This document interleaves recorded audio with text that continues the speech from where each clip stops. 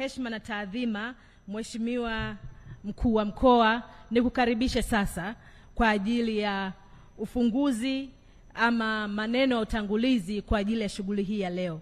Excellencies, distinguished ambassadors and high commissioners, in front of you is going to come now RC, Regional Commissioner of Dodoma Region, Her Excellency Rosemary Senyamure, and she'll give us a presentation on Dodoma Region, which is an overview, and then Hombolo Thematic Satellite City. Karibu, Mheshimiwa Mkuu wa Mkoa.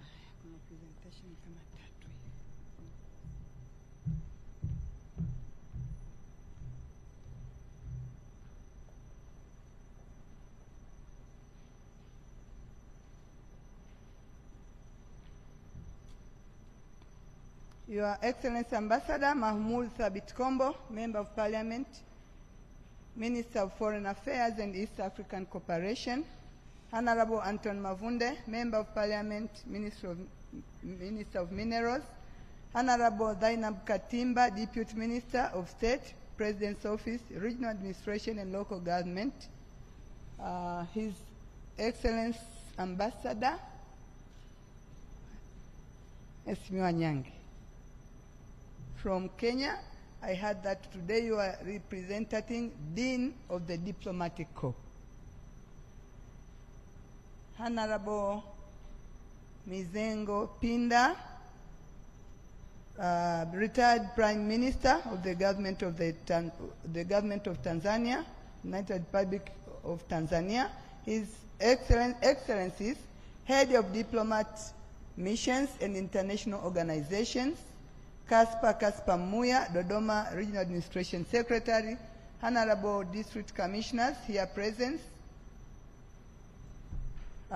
Security Committee members of the region and Dodoma districts, Permanent Secretaries here present, government officials, distinguished guests, ladies and gentlemen. Na wasalimu kwa jina la Jamhuri ya Muungano wa Tanzania. Mheshimiwa, naomba nianze kumshukuru Mwenyezi Mungu kwa nafasi tena ya baraka ambayo tumeipata leo. Nafasi ya pekee sio tu kwa ofisi ya mkoa, lakini kwa wanadodoma wote kwa ujumla. Jamani, kama ni makofi, Mheshimiwa Waziri apewe maua yake mengi mengi. I'm begging with thanks the Almighty Lord for the precious moment in our life of leadership. It is a blessing to our region of Dodoma to host international community of heads of diplomatic missions and international organizations. I may take this opportunity to welcome you all to Dodoma region, the capital city of Tanzania and the government city, though some call the political city. I am profoundly honored to thank you all for accepting our invitation via the Ministry of Foreign Affairs and East Africa Cooperation. With great honor, I thank you, Honorable Ambassador Mahmoud Thabit Kombo.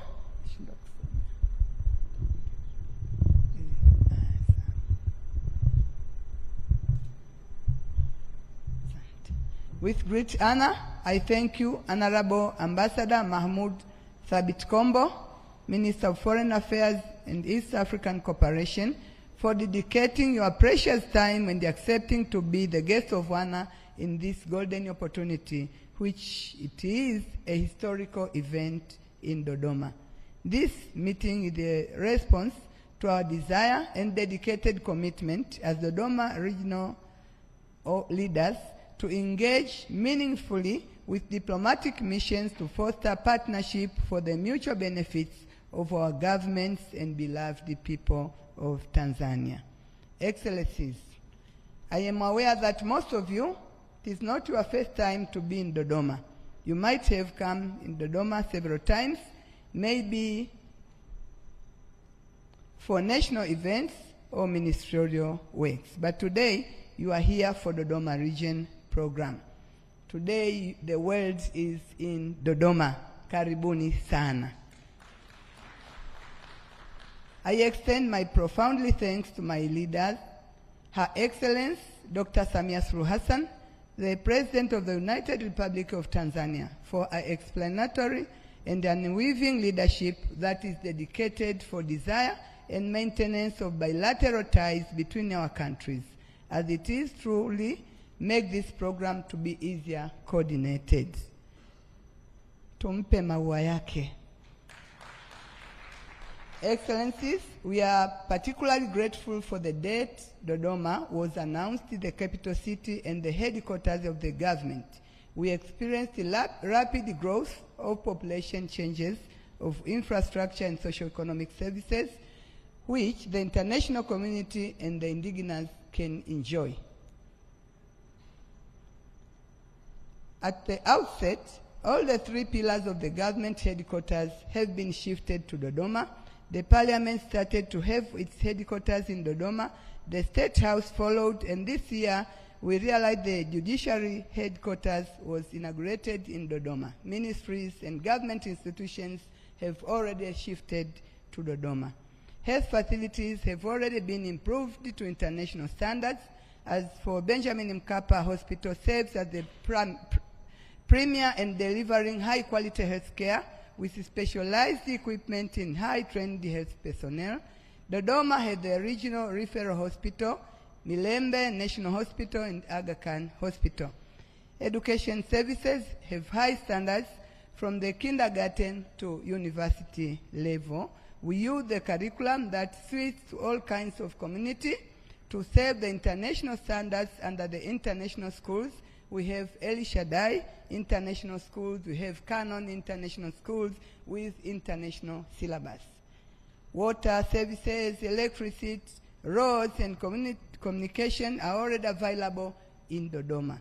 People have high level of civilization, and they uphold the peace and tranquility to enhance the good relationship and peaceful enjoyment. I would like to assure Your Excellencies that Dodoma is the exceptional place to stay. It is now the great time for you to come to Dodoma. We have our slogan today. We say, Dodoma, we are ready for you. Karibuni sana. Some have questions. Where can they have great times to enjoy?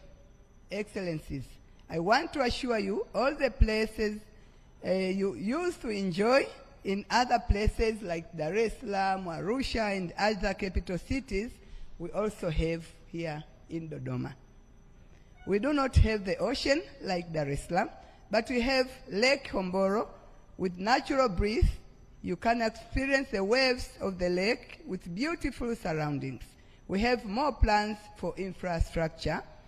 What else do we need? We have Dodoma, we are ready for you. Your Excellence from Uganda, we are ready for you. Your Excellence from China, we are ready for you. Your Excellence from Arab Emirates, we are ready for you, and all others here.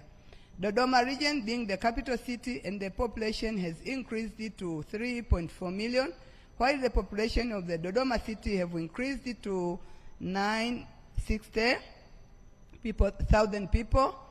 The increase of population has led the region to look forward and boost the economic growth of the region and the people of Dodoma.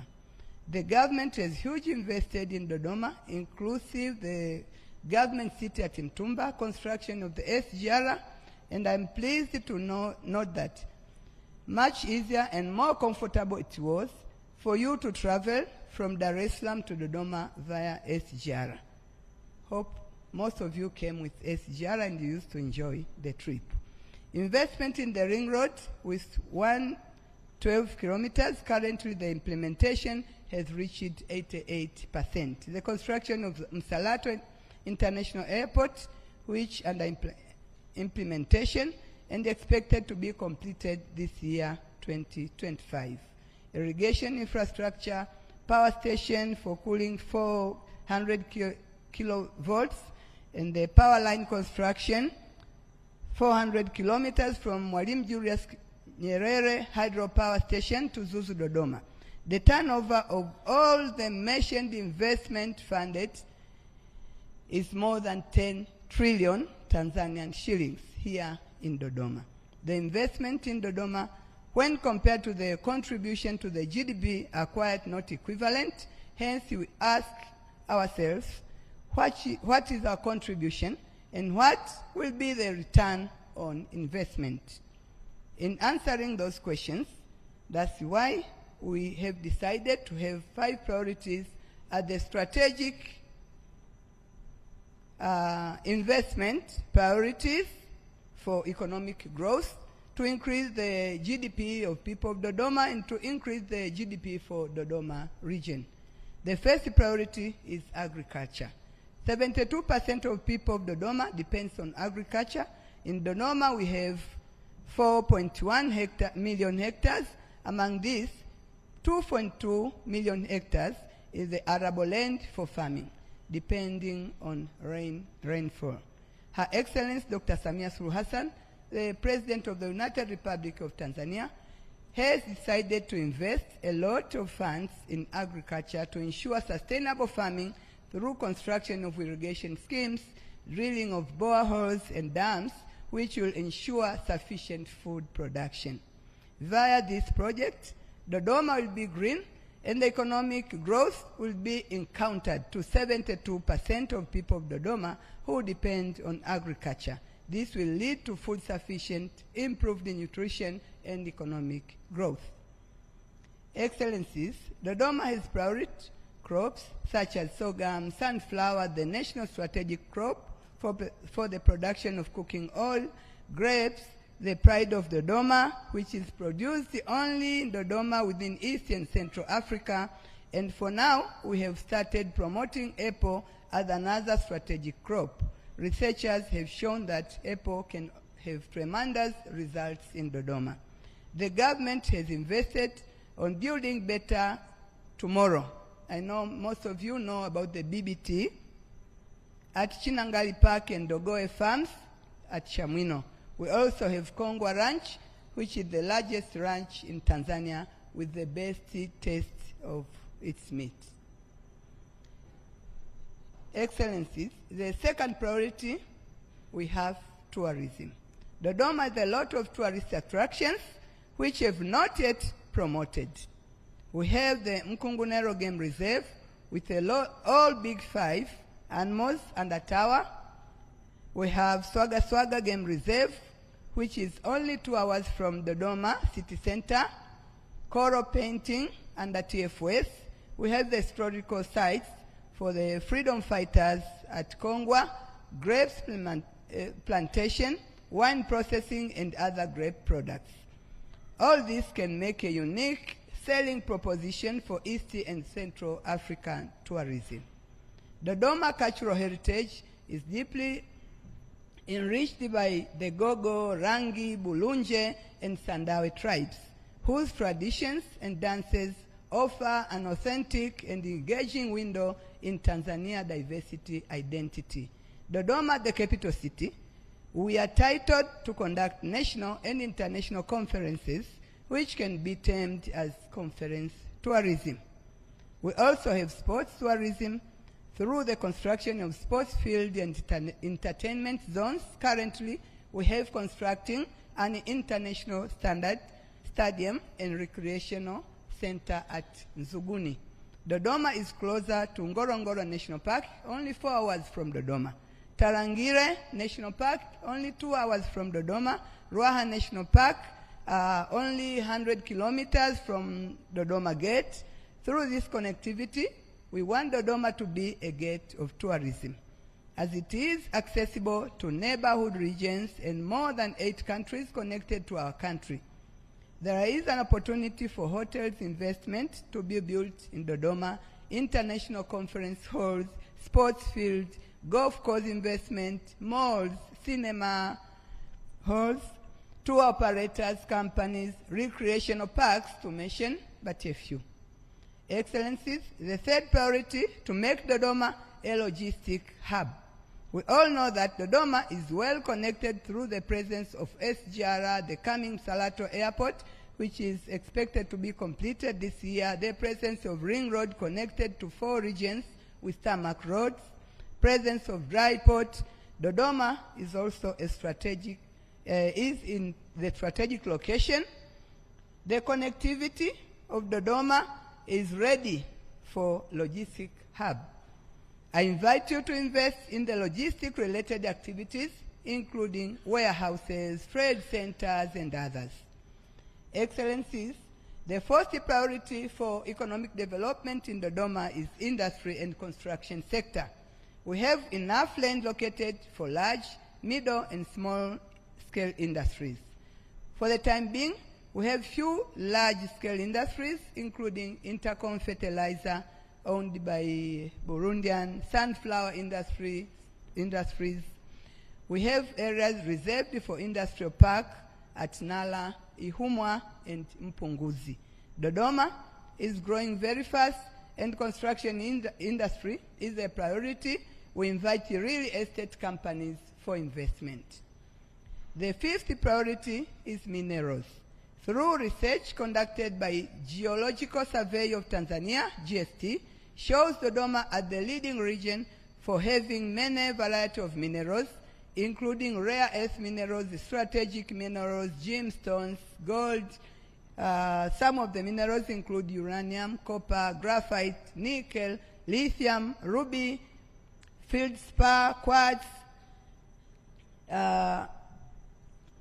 sandstone, iron ore, gypsum, limestone, to mention few. But we have huge deposit that has not yet been extracted. Hence, demand for investors. We already have investors who have shown interest to extract copper, gold, and nickel. We see this as a big opportunity for investors from your countries. We will feel proud to actualize the extraction of these minerals in valuable economic impact. Other investment opportunities available in Dodoma include the education sector, health sector, hospitality, energy, solar, from solar and wind. We have good investing environment, enough electricity, accessible roads, abundant water supply, and we deliver good services to those in need. In 2024, Dodoma was announced as a #1 region and received a presidential award for establishing good environment for investors and improved services. These mark a milestone that pushed us to do the best when it comes to investment. Dodoma, we are ready for you.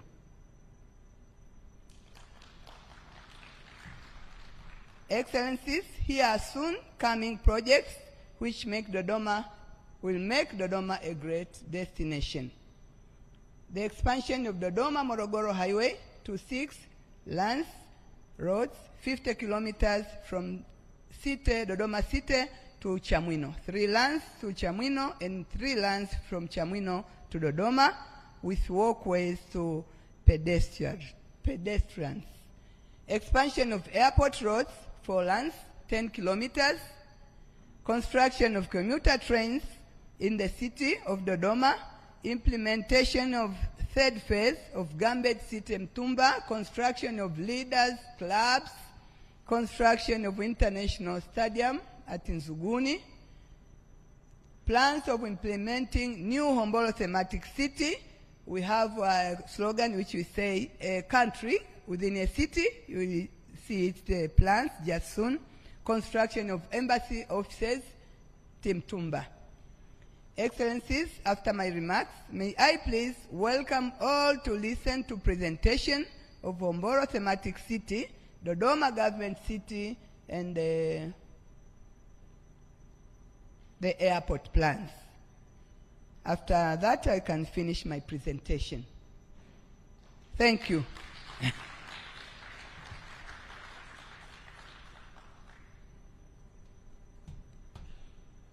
Hombolo anze.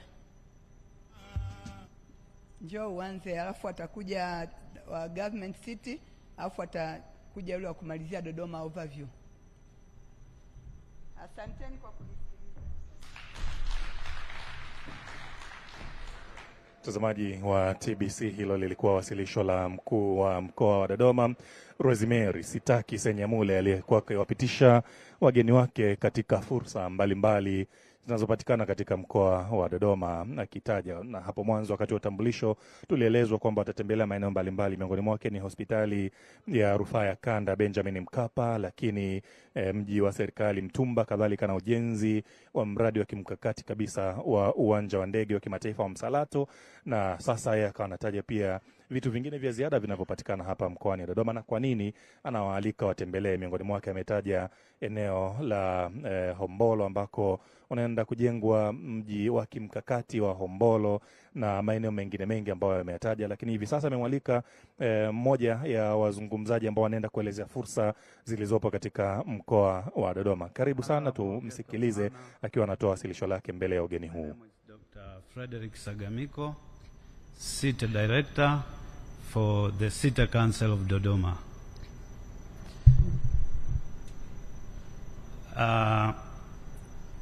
Today we have to let you know what Dodoma will look like beyond today.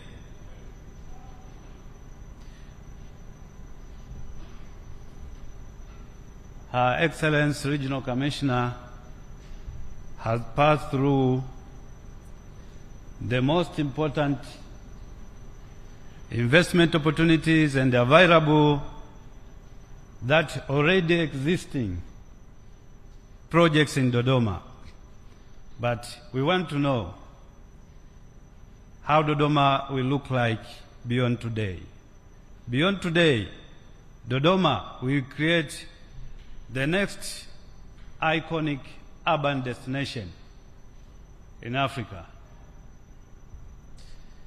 So we are all aware that African cities, they are rapidly growing, and in Tanzania particular, Dodoma is a highly or fast-growing cities in the country. Formerly, Dar es Salaam was a fast-growing city, but today it's Dodoma. And Dodoma city,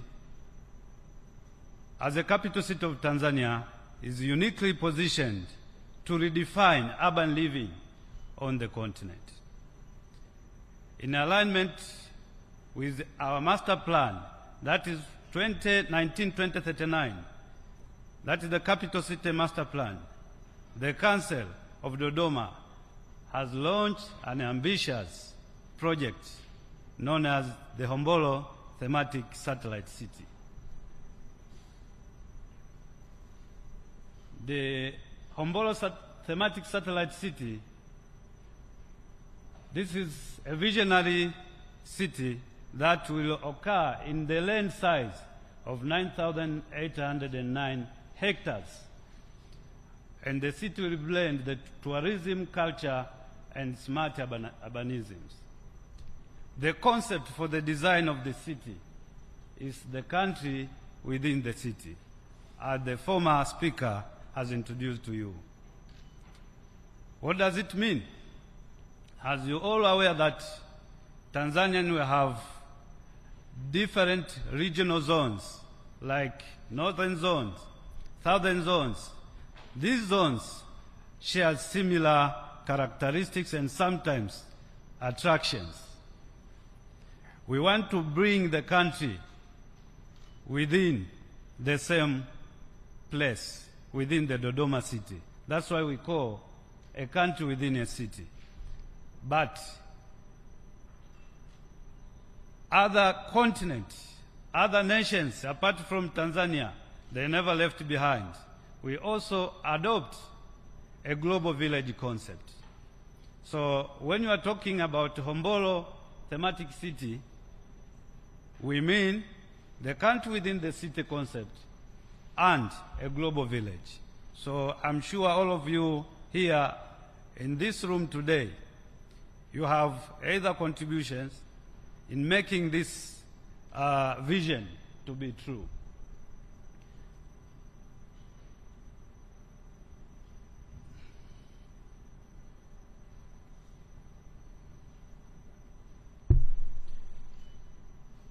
we have, generally, we aim to develop a sustainable, inclusive country within a city in Hombolo that integrates tourism, light industry, ICT, real estate, and cultural identity.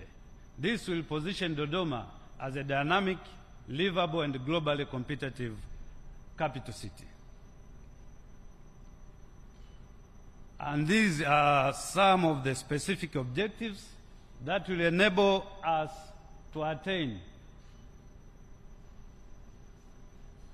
the general objectives. Why Hombolo, the thematic city?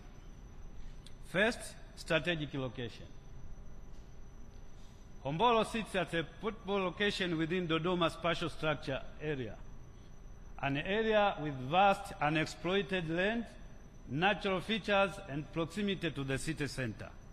Moreover, the project locations, this is in a strategic locations where it's bordered with the State House. It's also bordered with the government city, bordered with the ring road, which connects to Msalato International Airport.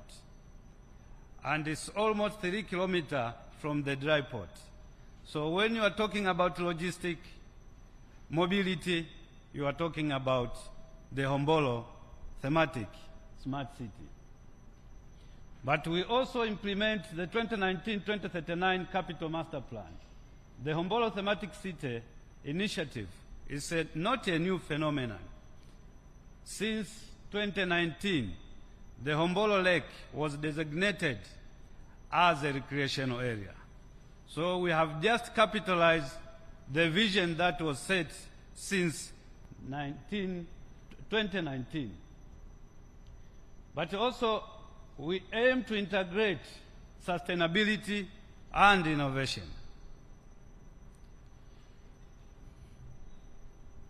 We're also driving inclusive economic growth in our area.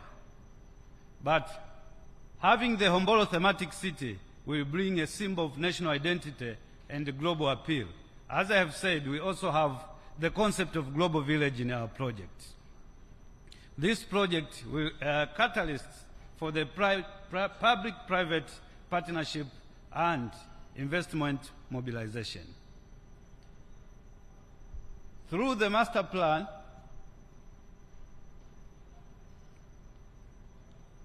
I've mentioned about the master plan. So on the right-hand side, that is 2019 master plan. You see the Lake Hombolo. And this is 1976 master plan. And the next one at the middle is 2010 master plan. As I have described about project location, this is the site where the project will be located.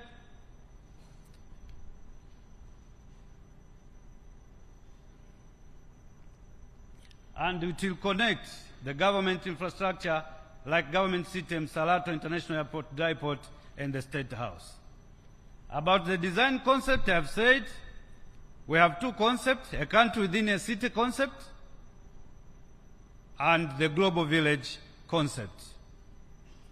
In implementing this project for the Hombolo thematic smart city, we have themes, and these themes make this project unique. We know most of you have experienced having the satellite city in your place, but most of them, whether have a single theme like a smart or a green city, but in designing of Hombolo thematic smart city, we almost have 8 themes: that ecotourism and recreation, innovation, technology and knowledge, culture and heritage, green, smart and sustainable, health and sport, commercial, financial and light industries, agribusiness and urban farming, education and vocational. And when we talk about a country within a city, we have almost 8 zones. This is the zones. We have the northern zones. We have the northern zones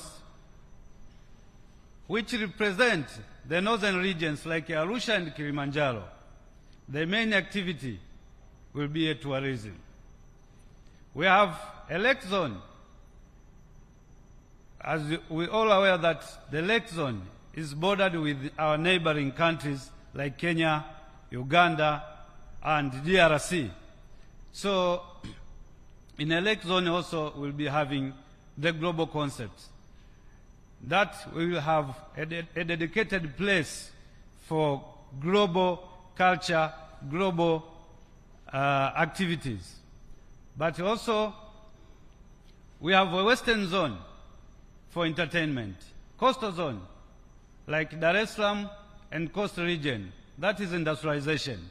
Central zone, where Dodoma is administration. But within it also we have some activities like tourism, like governance, but also we have agro-tourism, especially for grapes, as the former speaker told about uniqueness of grape in Dodoma. Southern zones, this is a green country, a green zone.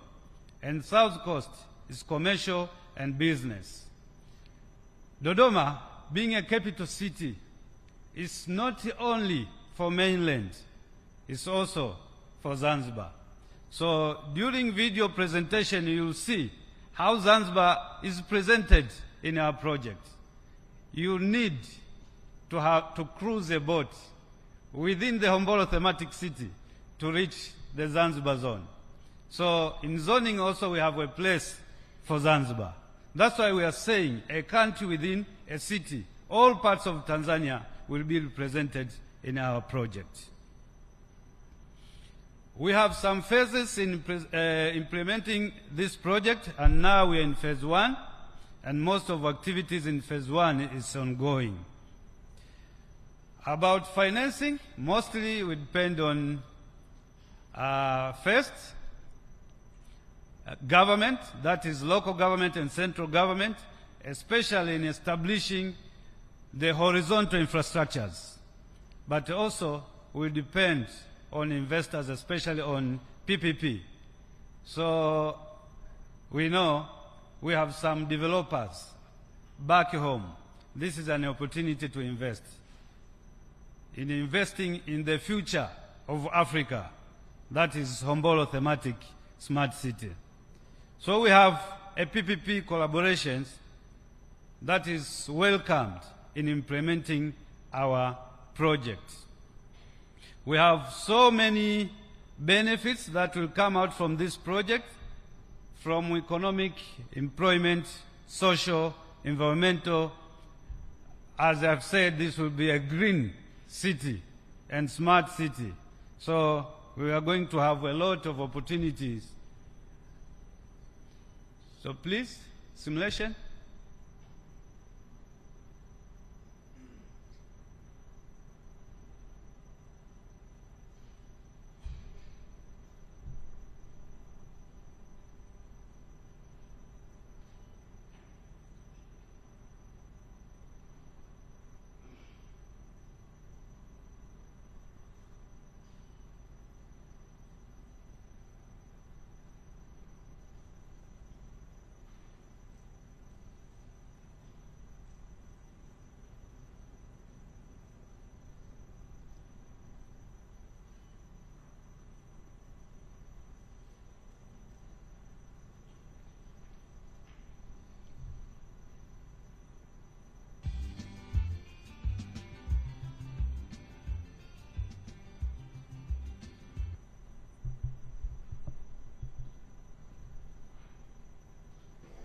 Na mtazamaji wa TBC aliyekuwa akizungumza na anaendelea kusalia hapo katika podium ni mkurugenzi mtendaji wa halmashauri ya jiji la Dodoma, Dr. Frederick Sagamiko, ambaye alikuwa anawasilisha wasilisho la ujenzi wa mji, ama kwa namna ambavyo wao wameuita mradi huu kwamba ni nchi ndani ya jiji, na hapo ndio mradi wenyewe kama unavyoonekana, na anaendelea kutolea maelezo. Hebu tumsikilize. Zones from northern zones, and in our project we are going to have 3 bridges that cross the Lake Hombolo. And we have the main entrance at the right side, at the middle of the right side. That will be the main entrance of our project. This is the coastal, South Coast Zone. This one.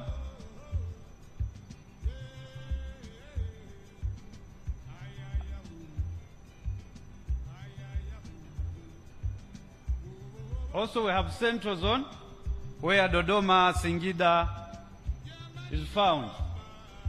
Education, hotel buildings, administration will be there. And the Gogo City, our culture. Hostel, like Benjamin, is there, so we are going to have also a modern hostel. Zanzibar Zone, Zanzibar Museum will be built.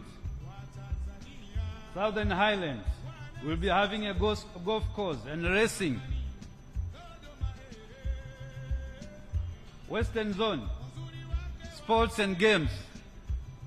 ICT innovation, as we've said, we are going to have a smart city. Lake Zone, global village, due to its bordering with other countries. Also, we are going to have a zoo and Maasai village. So you don't need to go in Arusha for Maasai dances. You will find here in Dodoma. Also, we are going to have a marina. Coastal Zone, light industry. And the hotels. So, this is how it looks like. That is the main entry to Hombolo project.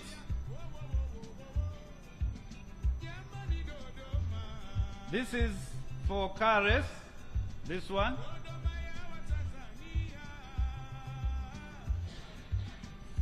And that place is for golf course.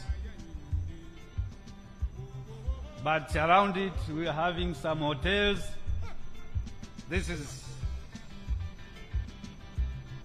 appetite appearance of hotels. Have you seen Zanzibar? You see how you can reach Zanzibar. You need to cruise to reach Zanzibar, where we have some museums and whatever. So there is a marina here that can access you to Zanzibar. So you will be coming Zanzibar, but you will be in Dodoma. This is a sport arena. This is the first bridge to Global Village. You can cruise or passing through the bridge to Global Village. At the middle of Hombolo project, at the middle of Hombolo Lake, we are going to have a 360 tower where you can, this is a Gogo village, our culture. So if you want to view the whole Dodoma and neighboring regions from one point, you just go to Hombolo.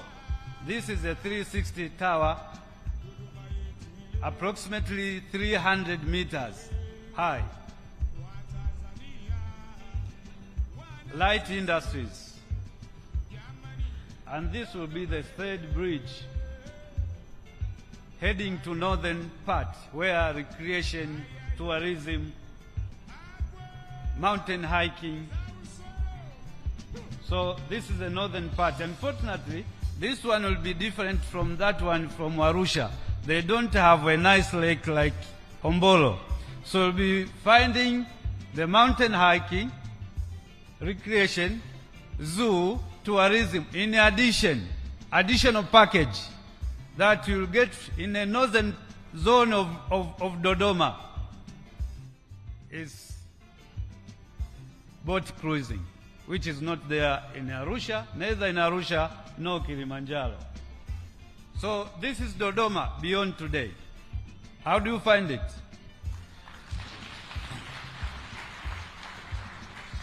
Please join us for investments. The future of Africa is in Hombolo Thematic Smart City. You are all welcome.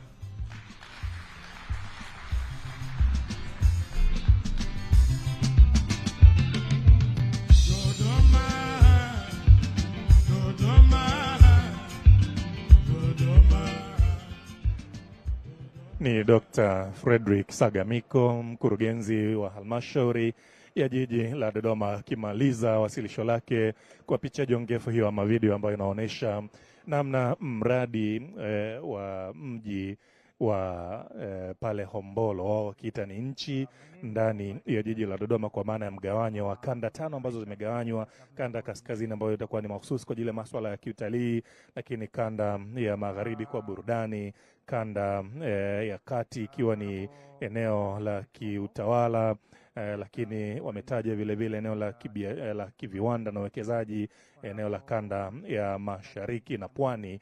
Kwa hivyo lakini vile vile ametaja kanda ya ziwa ambako huko nako ni mahususi kabisa kwa ajili ya uwekezaji mbalimbali ambao utakuna zivuta karibu nchi ambazo zinapakana na Tanzania kupitia kanda ya ziwa, ambapo alitaja mwanzo katika wasilisho lake mataifa kama Jamhuri ya Kidemokrasia ya Kongo, lakini Kenya, Uganda, majirani zetu hawa. Na sasa ni mwasilishaji wa mada ya pili ambaye anaelezea ujenzi wa mji wa serikali Mtumba, namna ambavyo na wenyewe ni fursa ya jiji la Dodoma na mkoa wa Dodoma na Tanzania kwa ujumla wake. Tupate kusikia wasilisho hili. About the government city, why the Prime Minister's office is doing the government city.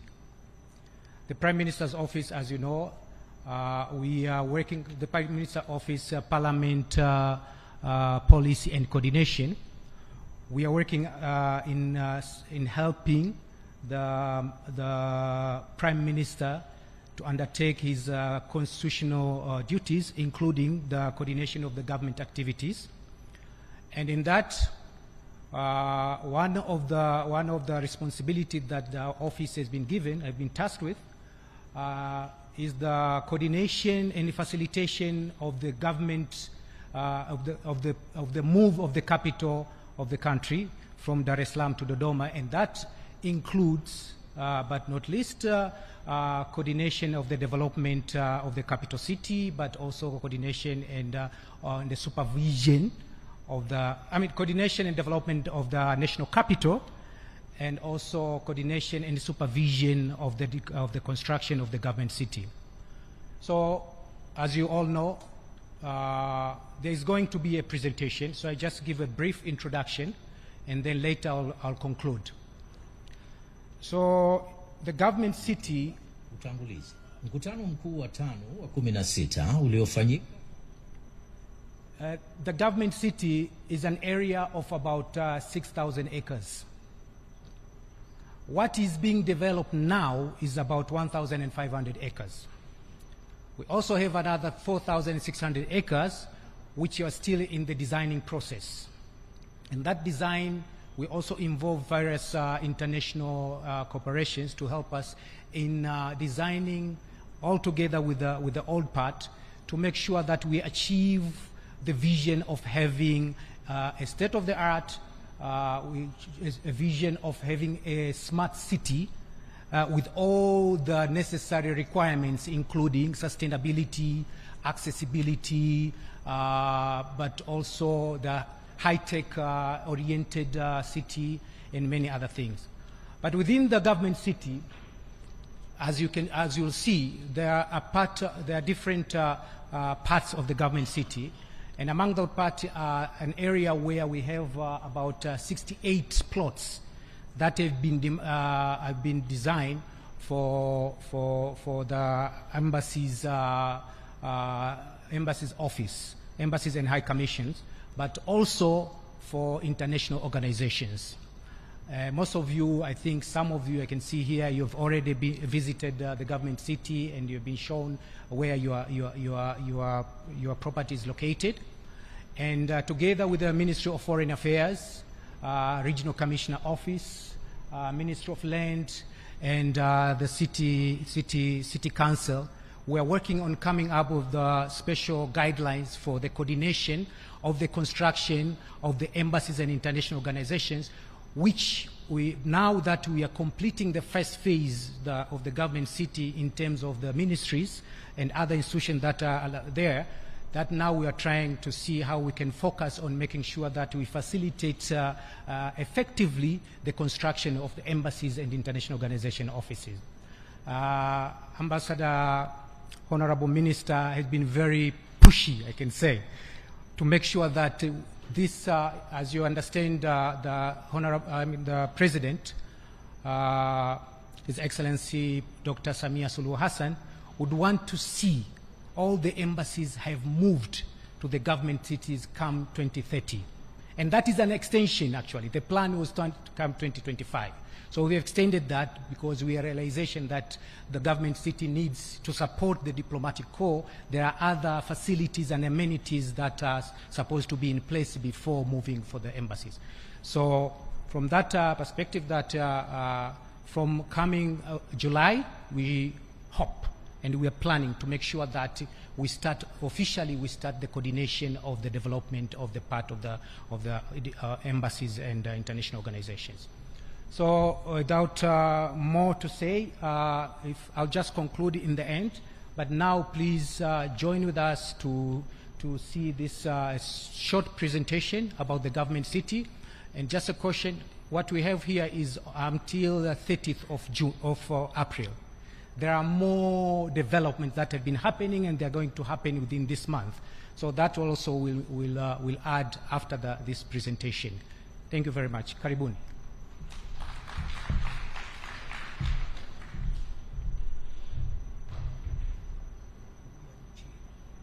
Mwaka 1973 Halmashauri Kuu ya 5 ilipitisha azimio kwamba makao makuu ya serikali yahamishiwe Dodoma na kazi hiyo ifanyike na kukamilika kabisa ndani ya kipindi cha miaka 10.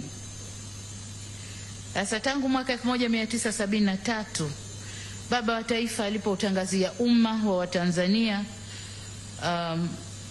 uamuzi wa kufanya mji wa Dodoma kuwa mji mkuu wa nchi yetu, kazi ya kuendeleza mji huu ilianza ili uweze kuwa na hadhi ya makao makuu ya serikali.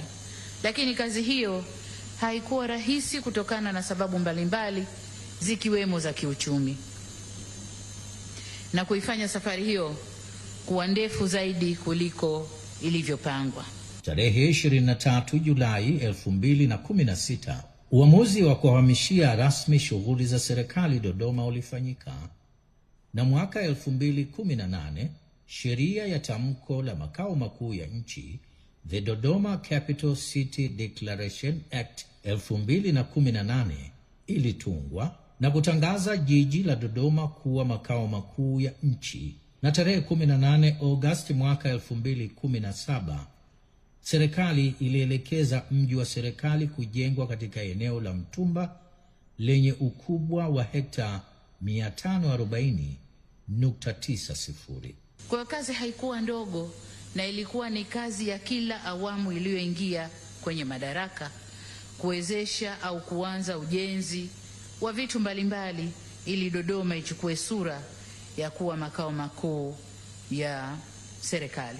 Mpango kabambe wa jiji la Dodoma ukijumuisha mji wa serikali uliidhinishwa mwaka 2019.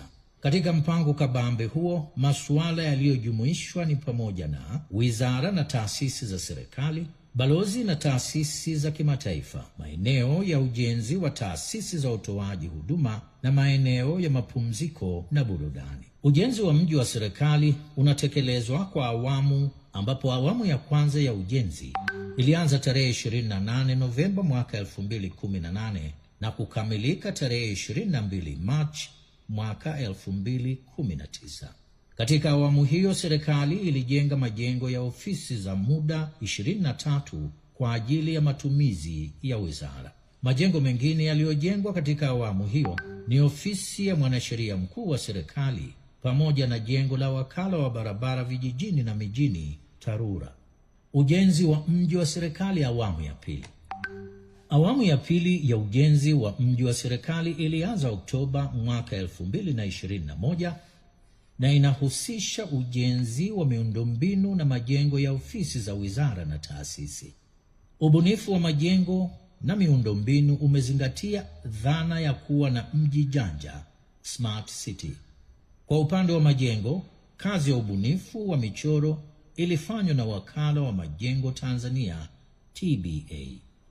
Masuala yaliyozingatiwa katika ubunifu ni pamoja na dhana ya kuwa na mji wa kijani, matumizi ya nishati mbadala, uvunaji wa maji ya mvua, mwongozo wa nafasi na samani katika ofisi za umma, kuzingatia sheria za mipango miji na mpango kabambe wa mji wa serikali, tathmini ya athari ya mazingira na tathmini ya matetemeko ya ardhi.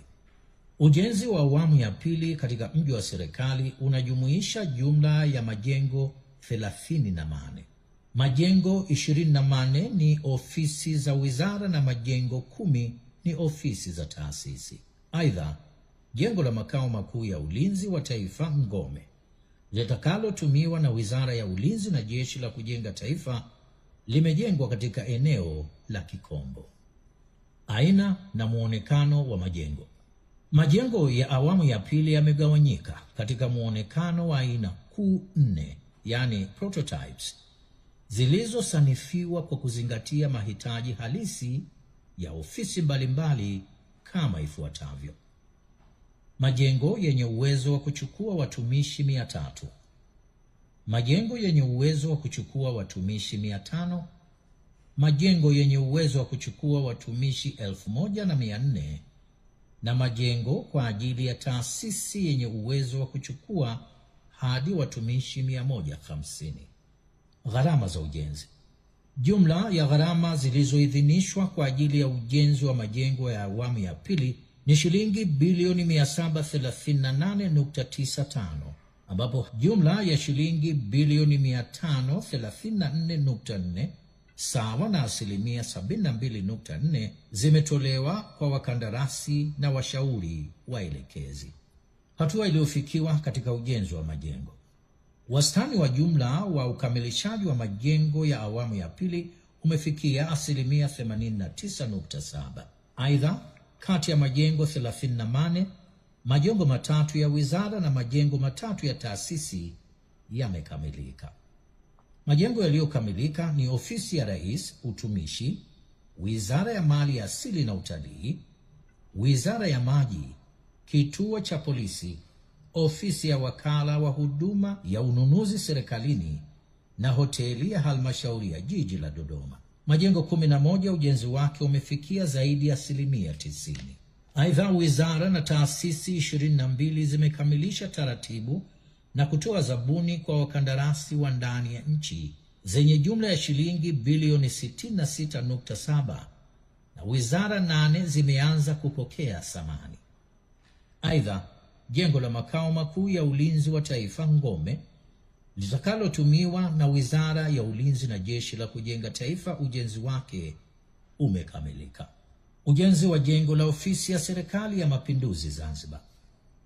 Serikali ya Mapinduzi Zanzibar imekabidhiwa kiwanja chenye ukubwa wa ekari 33 sawa na mita za mraba 121,698 kwa ajili ya ujenzi wa jengo la ofisi ya Serikali ya Mapinduzi ya Zanzibar. Wakala wa Majengo Zanzibar ZBA umekamilisha rasimu ya michoro ya jengo hilo lenye ukubwa wa ghorofa 4 na michoro imewasilishwa kwenye mamlaka husika kwa ajili ya idhini. Eneo kwa ajili ya ujenzi wa balozi. Serikali imetenga jumla ya viwanja 75 kwa ajili ya balozi na mashirika ya kimataifa katika mji wa serikali. Kati ya viwanja hivyo, 71 ni kwa ajili ya ofisi za balozi na 4 ni mashirika ya kimataifa. Aidha, ofisi za ubalozi wa Burundi na ubalozi wa Ethiopia zimeanza maandalizi ya ujenzi. Ujenzi wa miundombinu. Ujenzi wa miundombinu ya kudumu katika mji wa serikali unaendelea na umefikia hatua mbalimbali kama ifuatavyo. Barabara. Kukamilika kwa ujenzi wa barabara za lami zenye urefu wa kilomita 59.1 na kukamilisha upembuzi yakinifu wa barabara inayounganisha mji wa serikali na Ikulu yenye urefu wa kilomita 9.9. Umeme. Ujenzi wa miundombinu ya kudumu ya umeme inayopita chini ya ardhi yenye urefu wa kilomita 42 ya msongo wa kilovoti 33 umefikia asilimia 55. Maji. Kusainiwa kwa mikataba ya ujenzi wa miundombinu ya maji safi na maji taka. Mawasiliano. Ujenzi wa jumla umefikia asilimia 86 na usambazaji na usimikaji wa miundombinu ya mtandao wa mawasiliano umekamilika. Ulinzi na usalama. Ufungaji wa mifumo ya kamera za usalama CCTV umefikia asilimia 47. Huduma ya zimamoto. Ujenzi wa kituo cha zimamoto umefikia asilimia 80 na mazingira. Programu ya upandaji miti inaendelea ambapo miti 253,000 imepandwa kwenye mpaka wa mji wa serikali katika maeneo ya wazi na pembezoni mwa barabara. Ujenzi wa miundombinu unatazamiwa kugharimu jumla ya shilingi bilioni 253.3. Ujenzi wa uwanja wa Mashujaa. Awamu ya kwanza ya ujenzi wa uwanja wa Mashujaa kwa ajili ya maadhimisho ya siku ya Mashujaa imekamilika. Awamu hii ilihusisha ujenzi wa uwanja wa gwaride. Maandalizi ya ujenzi wa awamu ya pili utakaojumuisha majukwaa matatu yenye uwezo wa kuchukua jumla ya watu 5,000, jengo la mapokezi na eneo la maegesho ya magari yanaendelea. Upanuzi wa mji wa serikali. Serikali inaendelea na taratibu za utwaji wa eneo lenye ukubwa wa ekari 4,654 kati ya mji wa serikali, Mtumba na Ikulu ya Chamwino kwa ajili ya upanuzi wa mji wa serikali. Shilingi bilioni 34.3 zimetumika kwa ajili ya fidia ya wananchi 2,188. Mpango wa matumizi ya ardhi katika eneo hilo ni pamoja na ujenzi wa ofisi za taasisi, nyumba za makazi ya watumishi, makazi, biashara, hospitali, shule, bustani za miti, viwanja vya michezo na burudani. Taratibu zinaendelea ili kupata mshauri mwelekezi kwa ajili ya kuandaa mpango kina wa uendelezaji wa eneo hilo. Mji wa serikali baada ya kukamilika. Mji wa serikali baada ya kukamilika utakuwa ni kivutio kikubwa cha utalii katika jiji la Dodoma. Aidha, mji huo utakuwa na huduma zote za msingi ikiwa ni pamoja na ofisi za serikali na taasisi, makumbusho mbalimbali, fedha kupitia benki na taasisi nyingine, ulinzi na usalama, burudani na michezo na maduka. Hatua zinazofuata katika uendelezaji wa mji wa serikali ni pamoja na kukamilisha ujenzi wa majengo ya awamu ya pili pamoja na miundombinu ya kudumu, kukamilisha maandalizi ya sheria ya makao makuu na kukamilisha upangaji wa eneo lililotwaliwa kwa ajili ya upanuzi wa mji wa serikali. Hitimisho. Tunawashukuru kwa kusikiliza makala hii fupi kuhusu mji wa serikali Mtumba. Imeandaliwa na ofisi ya Waziri Mkuu, Sera, Bunge na Uratibu. Kwa wale waliokuwa na mashaka ya kutimia kwa shughuli ya kuhamia Dodoma,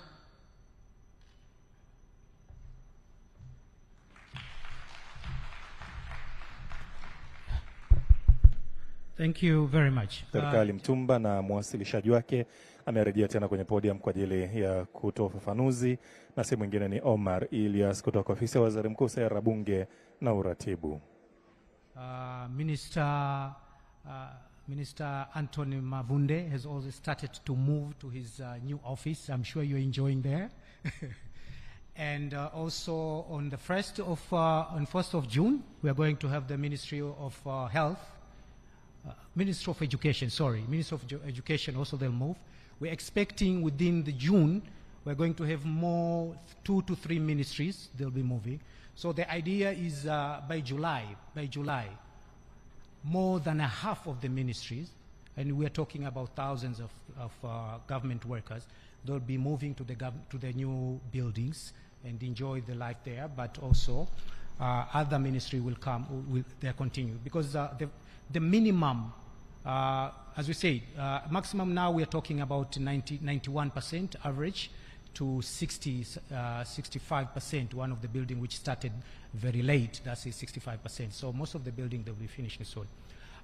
In terms of investments, unfortunately I didn't show you the map here, but we have specifically designated 3 areas for investment.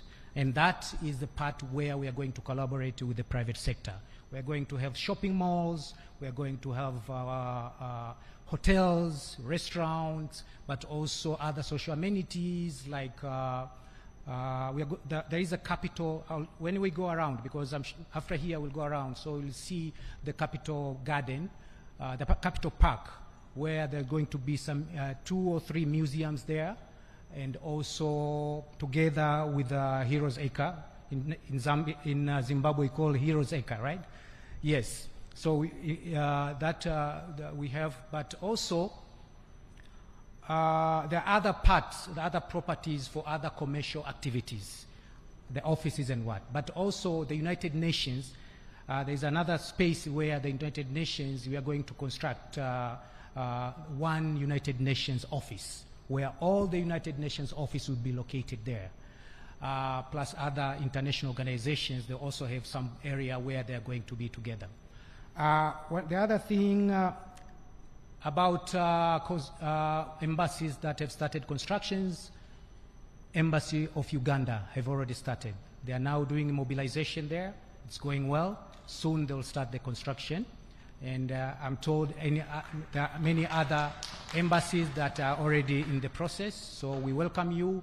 Anything, please don't hesitate to communicate with the Prime Minister's office, of course, through the Ministry of Foreign Affairs and our regional commissioner. We all work together to make sure that this project is successfully completed as soon as possible. In terms of, we're also going to plant a tree. When you look at the program, we have secured a space where we are going to plant trees today for the ambassadors. But because of time, we said maybe only 4 ambassadors will represent in the tree planting. But I can see you're not many, so we can make sure, we'll try to make sure that all of you, yes. But these trees that you are planting, they don't just come. We did the research through TFS, Ministry of Tourism and Natural Resources. So there are specific trees that have been identified to be planted there, even the grass. And that for the construction that you said, within the master plan, everything is there. What kind of trees you need to plant, what kind of flowers, what kind of grass that you need to plant, everything in the master. We have within the Dodoma, the National Capital Dodoma master plan, there's a specific chapter for the master plan of the government city. So when you are continuing with these organizations, please feel free to communicate with us, then we can make it available. But also, this is one thing I would like to request Ambassador Mahmoud Kombo, Minister, our Honorable Minister of Foreign Affairs, that now we are planting Tanzanian trees. There's still a huge space there. So we can allocate a space where we'll request your good ministry and other institutions, yes, to help us to get trees from different countries, so that every country is being represented in terms of those trees there. I'm sure that can be worked, okay? So thank you very much, sir.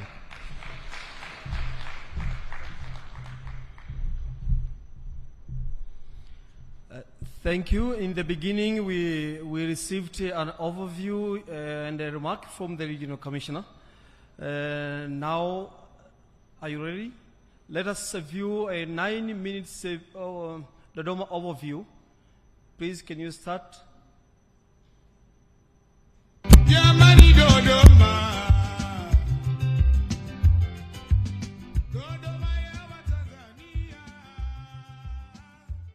Uzinduzi tunaoshuhudia leo wa ikulu mpya ya Chamwino ni alama na uthibitisho rasmi wa kukamilika kwa azma ya serikali ya kuifanya Dodoma kuwa makao makuu ya serikali ya Jamhuri ya Muungano wa Tanzania.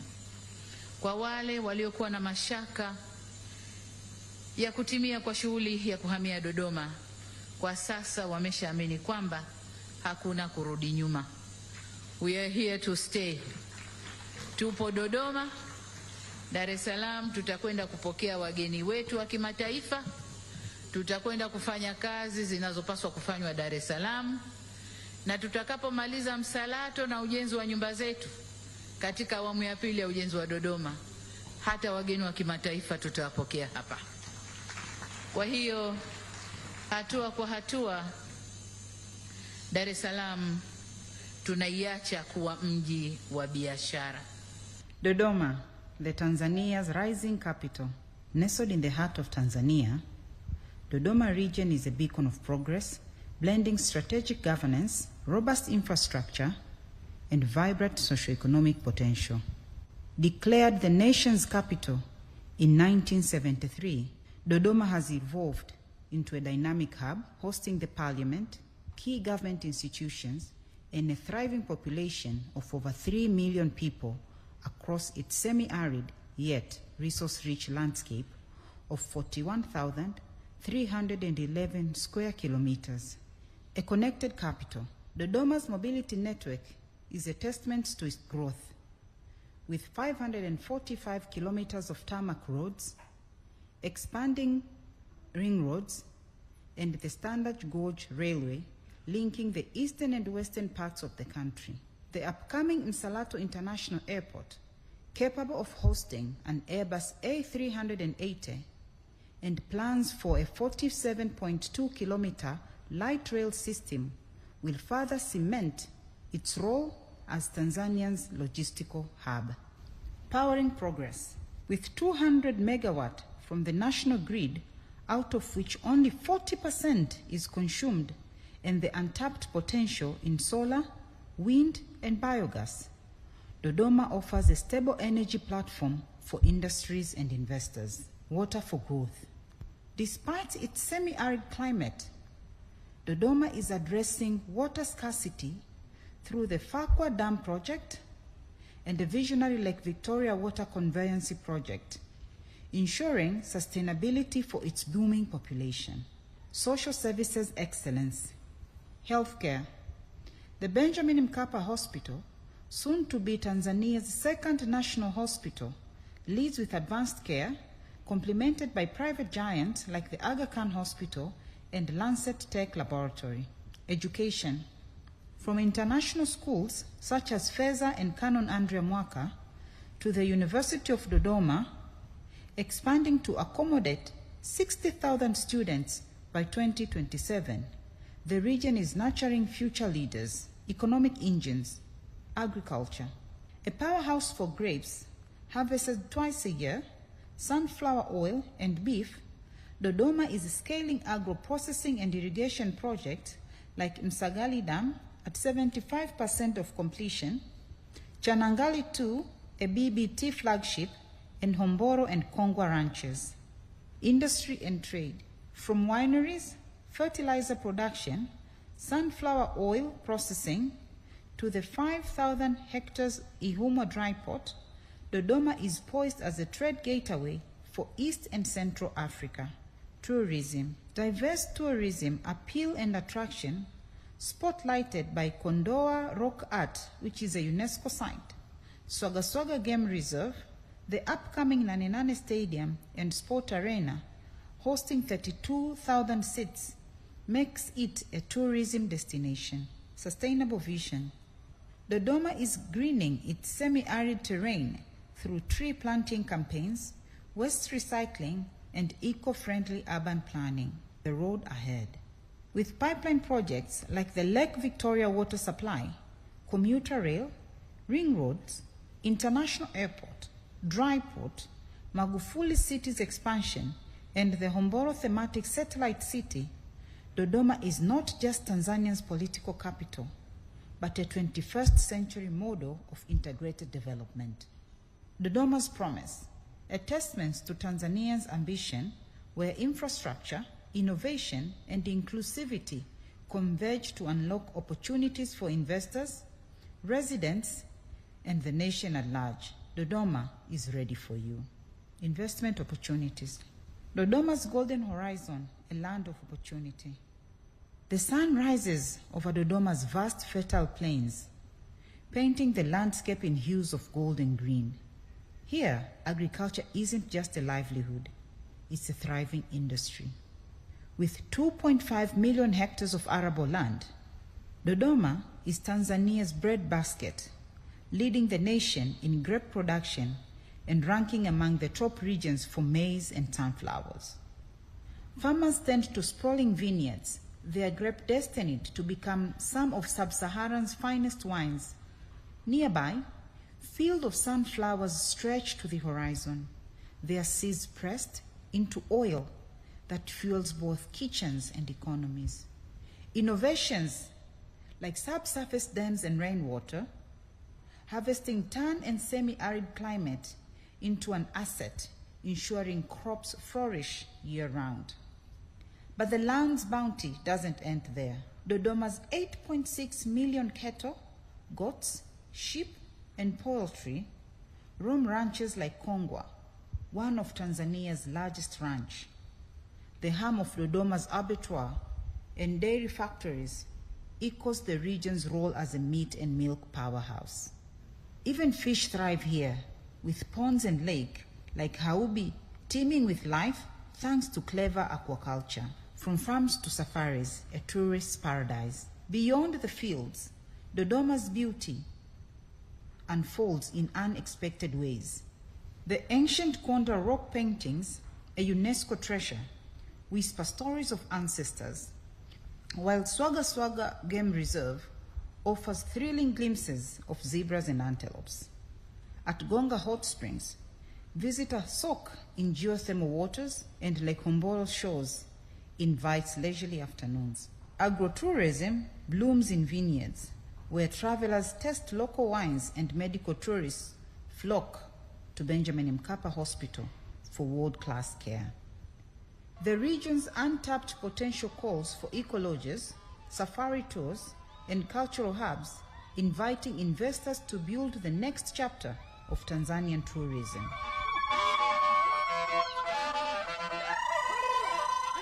The heartbeat of trade, Dodoma's logistics revolution. At the crossroads of Tanzania, Dodoma pulses a strategic logistics hub. Trucks rumble down newly paved highways. Trains glide along the Standard Gauge Railway, and planes touch down at Dodoma Airport, soon to be eclipsed by the expanding Msalato International Airport. This network doesn't just connect regions, it links landlocked neighbors to global markets. Industry and minerals, foundations of prosperity. Dodoma's riches extend underground. 49 minerals, including gold, copper, ruby, and the rare iodorite, lies beneath its soils, waiting to power industries. Factories like Itracom and Alco Vintage already transform raw materials into fertilizers and wine, while Nala Industrial Park offers ready land for investors to launch the next big venture. The promise. Dodoma isn't just growing, it's leading. With fertile land, thriving tourism, unmatched trade routes, and industrial potential, this region invites the world to invest in its future. Dodoma, we are ready for you. Take Dodoma to the world and bring the world to Dodoma. Thank you.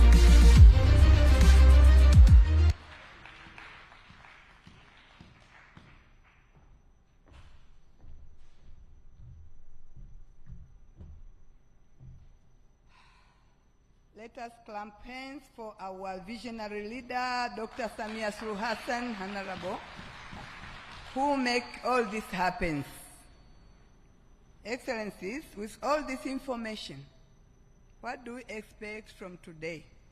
We expect to see embassy offices in Dodoma after a few years. We expect to see groups of investors from your countries. We expect to receive tourists from your countries. We also expect to establish sister city relationship between Dodoma region and 8 councils of Dodoma with your cities and councils. We expect also to see cultural heritage cities of your country here in Dodoma. We also expect to initiate professional relationships between Dodoma staff with your country's collaboration in cross-cutting issues including gender, health, environment, energy, including clean energy, and a lot of things we expect from today. Today is the new hope of Dodoma. Dear Excellencies, I have a lot of hope that from today we shall witness great strategic relationship between Dodoma and your countries. I may wish the best to your country as we pray for our country, Tanzania. We say, Dodoma, we are ready for you. Take Dodoma to the world and bring the world to Dodoma. Dodoma, we are ready for you. Take Dodoma to your country and bring your country to Dodoma. God bless Dodoma. God bless Tanzania. God bless the world. Thank you for listening.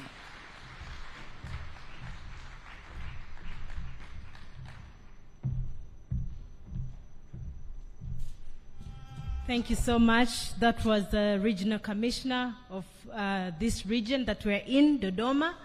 And it was a series of presentations, but I think it was very important that we listen to all of them without breaking in the middle.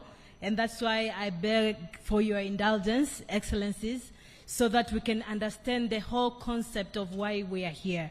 Asante sana Mheshimiwa Mkuu wa Mkoa, na ni dhahiri kwamba kazi kubwa imefanyika, na sasa tutaendelea na kuileta dunia Dodoma na kuitoa Dodoma kuipeleka duniani. Sasa nataka kumkaribisha Dean, lakini naomba kabla sijamuita mwakilishi wa Dean, kile kikundi cha Dodoma University, kwa sababu nina hakika msimame kwanza hapo, jiandaeni. Hamtakuja sasa hivi, mtakuja baada ya Dean kuzungumza.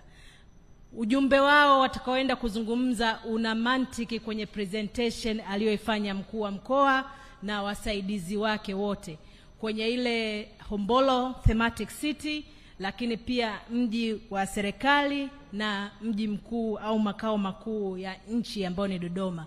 Kwa hiyo hizo presentations zote tatu zitakuwa summarized kwenye special message, special song, special presentation by University of Dodoma, ambao ni mojawapo ya vyuo vikubwa hapa nchini, ama ni chuo kikubwa hapa nchini Tanzania.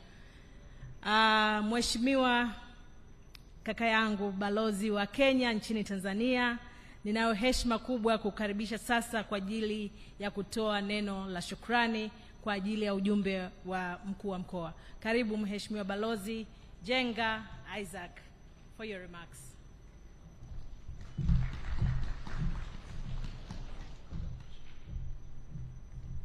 Asante sana dada yangu Balozi Mindi.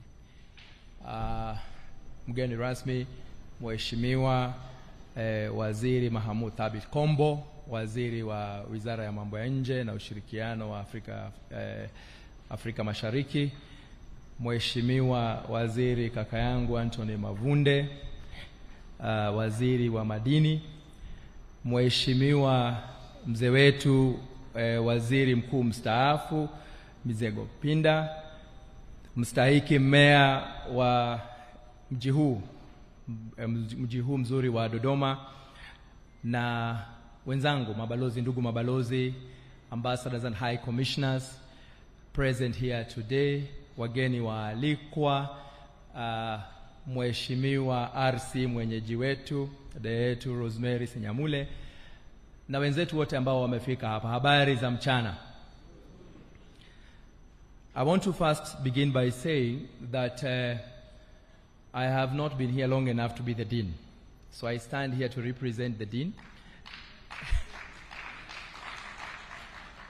because in the diplomatic circle, the deanship comes by seniority. And the Honorable Minister, when I was on the way, some of my senior colleagues had not registered their presence, and so this honor fell on me. So I acknowledge that there are more senior colleagues than myself. The Ambassador of Russia is here, the Ambassador of the People's Republic of China is here, and the Ambassador of Morocco, who are my seniors in rank. But I will humbly request that I present the message on behalf of the Dean, because this honor befell on me. Mwanzo kabisa niseme ya kwamba, I don't know whether we all have gadgets or I can speak in, but some of the ambassadors do not.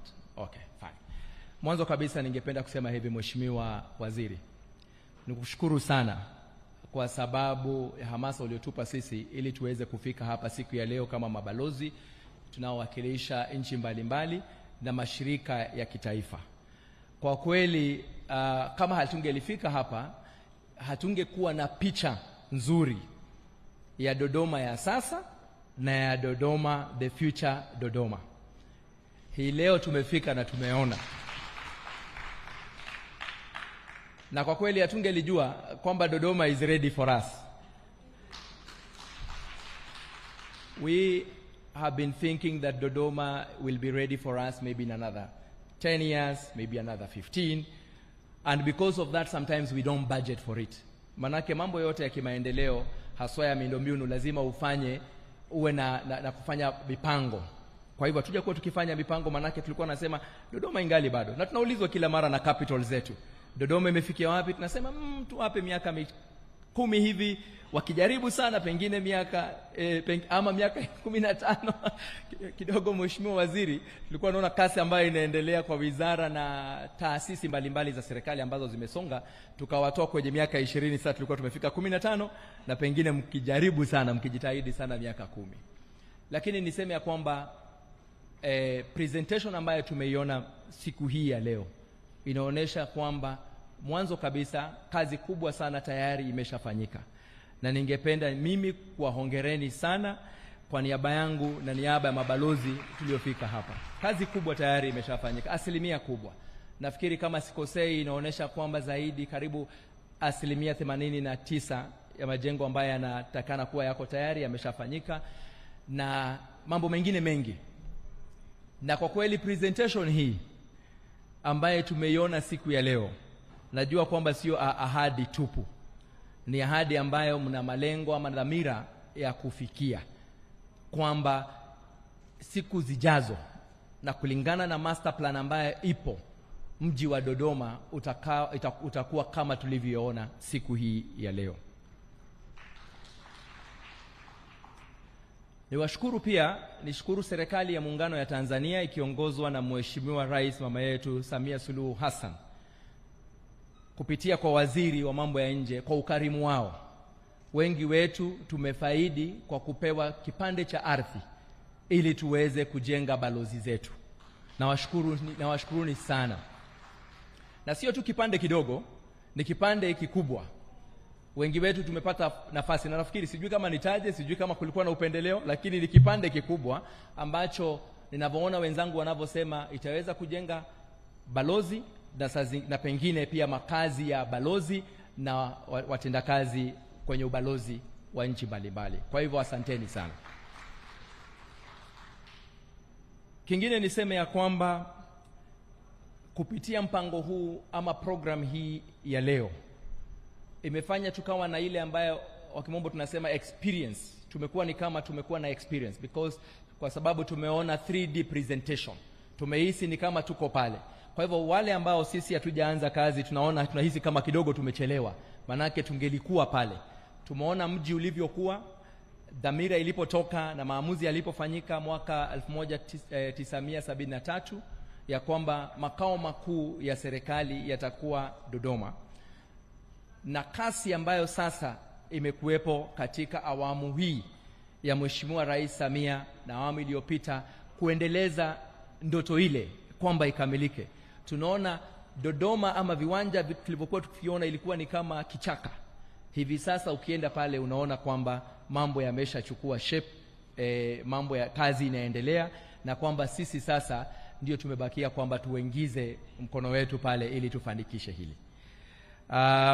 Nilipokuwa pale na mheshimiwa waziri ananipa changamoto, ananipa challenge pale, ananiambia sasa nyinyi mmechelewa.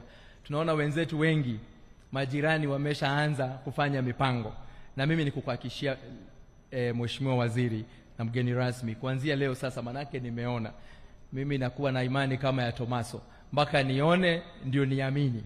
Hasa nimeona kwamba tuko tayari, na sisi pia tutajiunga na wenzetu kama ubalozi wa Uganda ambao tayari wameshatoa design, ubalozi wa Burundi ambao tayari wameshafanya lile, na balozi zingine ambazo tayari wamehamisha, hata kama kwamba sio mabalozi yao hapa, wameanzisha ofisi. Najua kuna balozi ya Uingereza ambao tayari wana ofisi hapa. Tutajiunga na wenzetu ili pia na sisi tuwe katika hali hii. La mwisho niseme kwamba ujio wetu leo ni kuonyesha kwamba na sisi pia tungelipenda kuwa na nyinyi katika safari hii ya kufanikisha ama kutengeneza the new city, the futuristic city ya Dodoma. Sisi kama mabalozi. Na niseme kwamba kauli mbiu ambayo mmetoa, we as a diplomatic community want to assure you and to assure through you, Honorable Minister, Her Excellency, that we are also ready for Dodoma. As Dodoma is ready for us, we are also ready for Dodoma. Because we have seen a number of things that are very critical in operation of a mission in any place.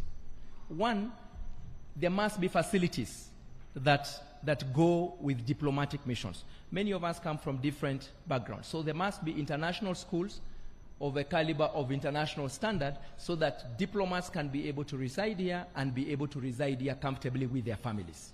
And we have already seen that there is a plan, there's a school already in place. I also know that you are inviting investors, and some have even come from Kenya to come and do a feasibility study to be able to set up those institutions. That is very critical.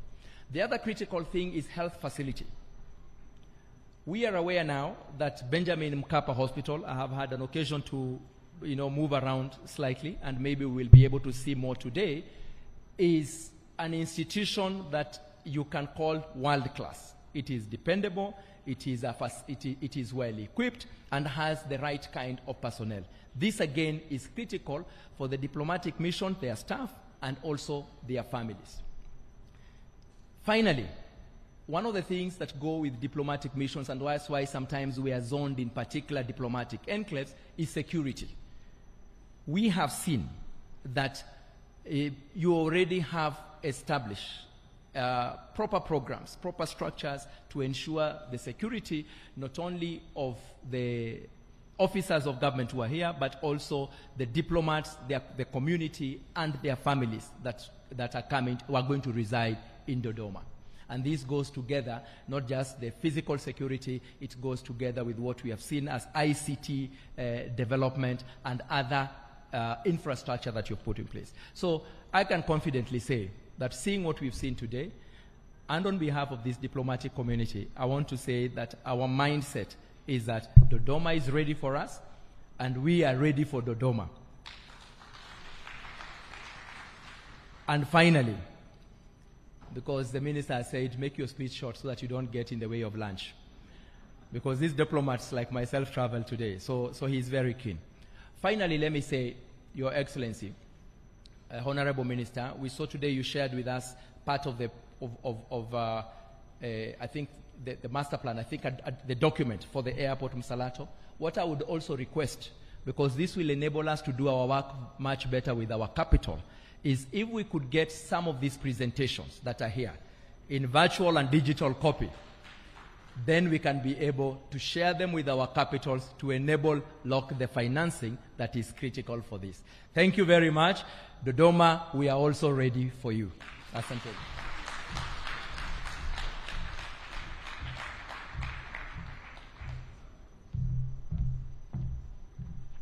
Asante sana Mheshimiwa Balozi kwa uthibitisho wako kwamba commitment sasa kutoka kwa members of diplomatic corps ipo. Natambua Mheshimiwa Waziri ana ratiba ndefu mbele yake, kwa hivyo ningependa pia na yeye kumkaribisha ili atoe maneno yake ya ukaribisho na neno lake la baraka. lakini mimi Mheshimiwa Waziri sitaweza kufanya kazi hiyo. Napenda sasa nimlete kwenu mbele yenu Mheshimiwa Naibu Waziri.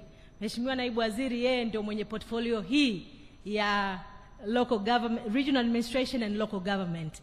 Huyu si mwingine bali ni dada yangu Mheshimiwa Zainab Katimba, Naibu Waziri Ofisi ya Rais TAMISEMI. Niseme kwa kifupi. Karibu sana dada yangu. Karibu sana.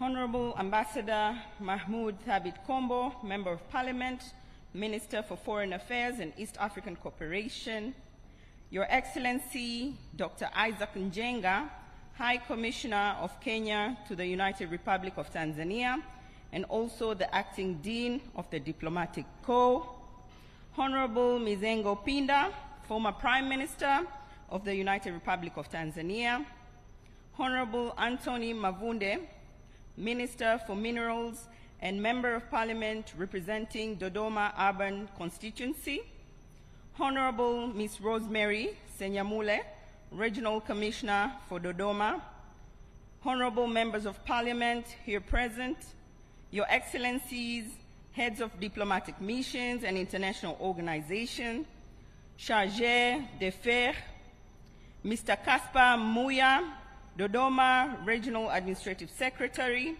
Honorable District Commissioners, Honorable Davis Mwamfupe, Mayor of Dodoma City Council, distinguished government officials, esteemed guests, ladies and gentlemen, good afternoon.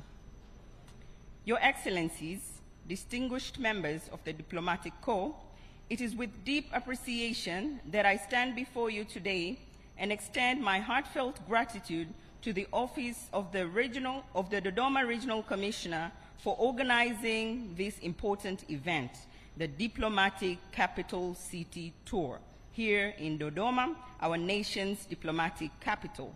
I am honored to have this opportunity to address such a distinguished audience, representing both our esteemed diplomatic community within Tanzania and our partners from across the globe. On behalf of the government of the United Republic of Tanzania, I extend our sincere thanks to all members of the diplomatic community for accepting our invitation, made possible through the coordination of the Dodoma Regional Commissioner's Office.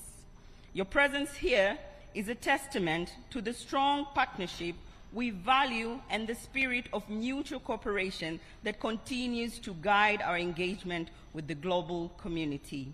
Your Excellencies, this inaugural Diplomatic Capital City Tour is more than a ceremonial event.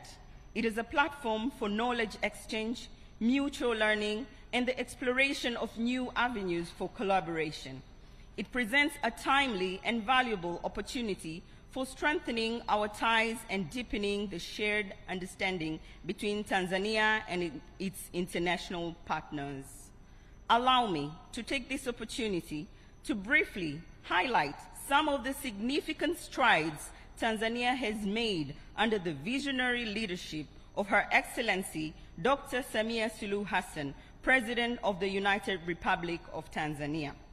The government continues to invest substantially in both rural and urban development, with a firm commitment to improving the quality of life for all Tanzanians.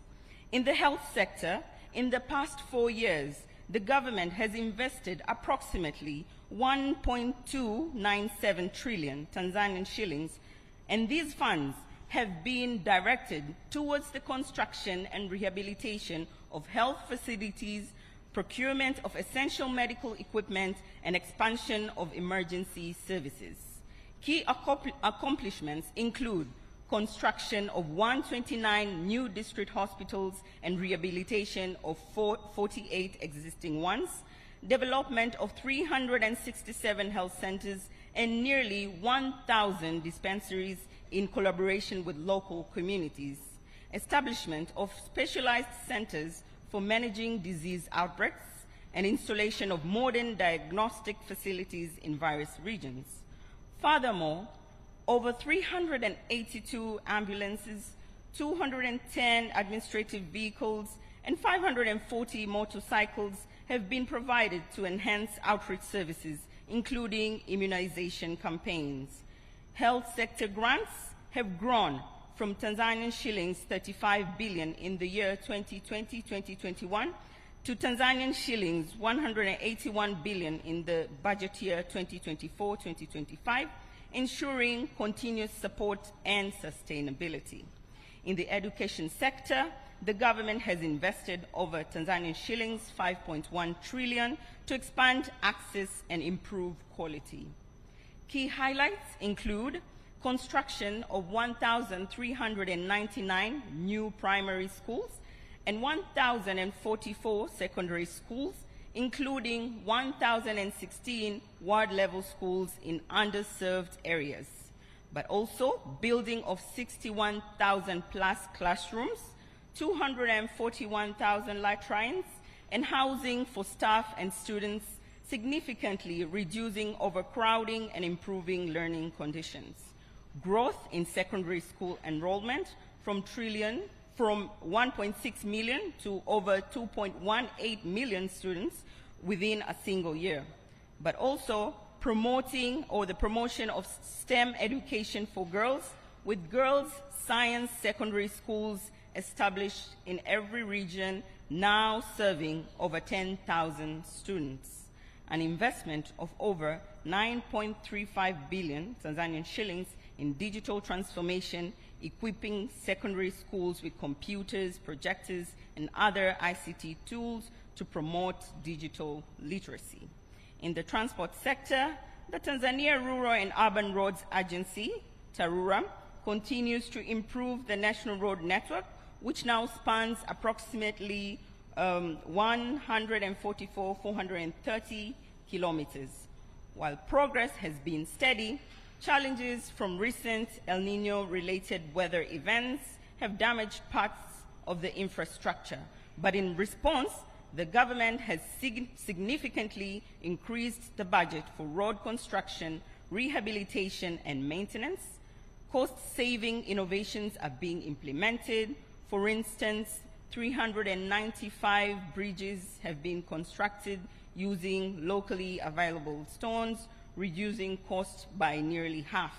But also, we've continued to focus is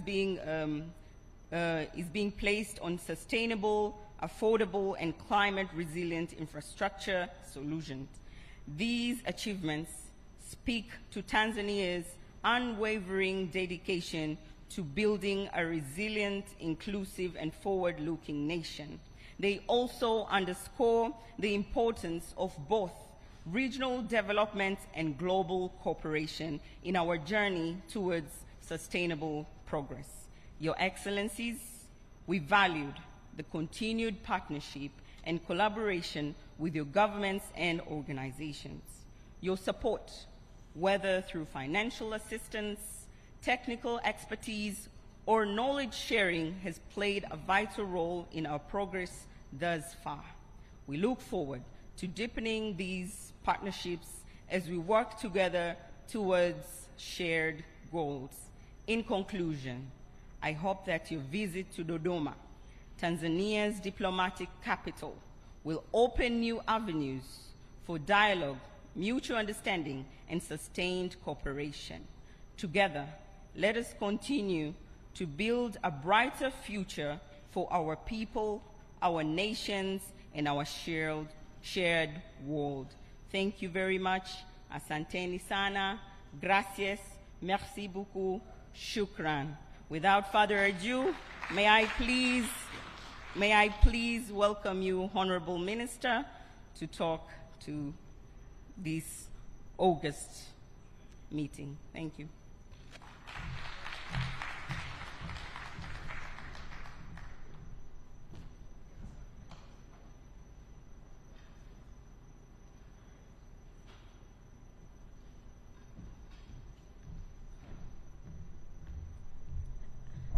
Earlier on, I promised the group from Dodoma University.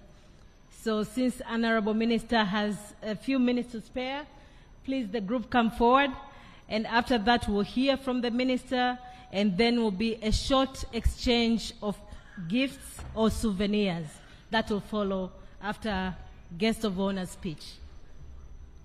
This is a group for University of Dodoma that are going to give us a special message regarding the tour or diplomatic tour of the city of Dodoma. Karibuni Dodoma University.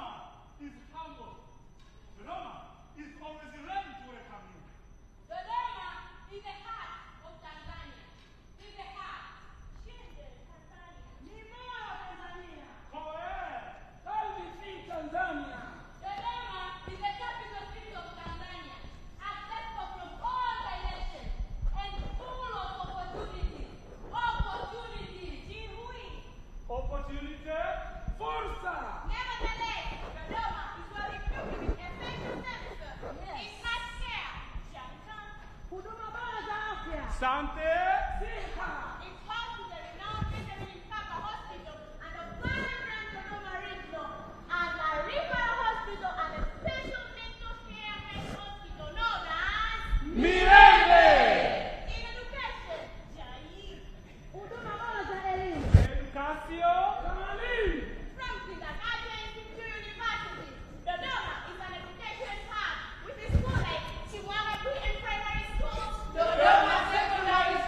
The University of Dodoma. Dodoma is proud.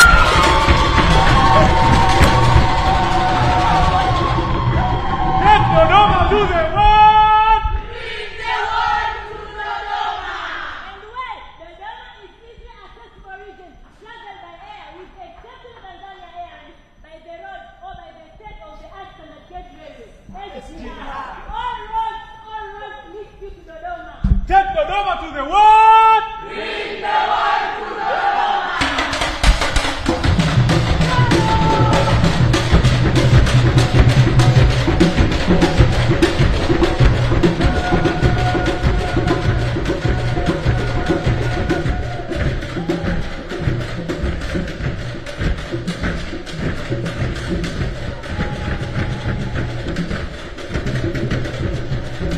Take Dodoma to the world.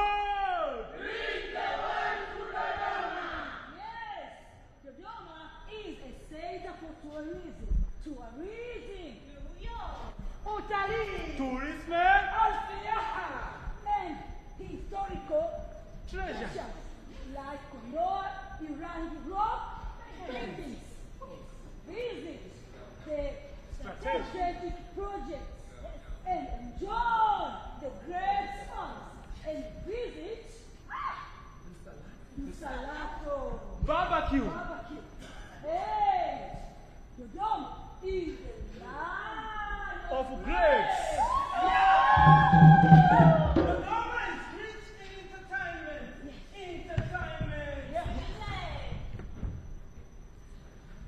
Talchisma. Dodoma is rich in entertainment from traditional dances and to global music, to the modern performances, local delicacies, and sweet wine from Dodoma grapes. Cinema halls, cultural programs. Come, enjoy, and be a part of our unique culture. Take Dodoma to the world. Bring the world to Dodoma. And yes, Dodoma is the land of investment opportunities. Investment. Investimas. We warmly welcome investors from around the globe. With employment, structured planning, and a clear development vision. Dodoma is ready. Yes. Dodoma wishes to be a sister city to you. Our people are ready to welcome you. Dodoma is the future hub of Africa. Dodoma is ready for you.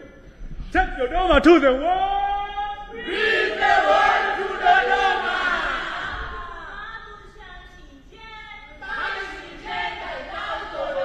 Amane Dodoma dan Lomo.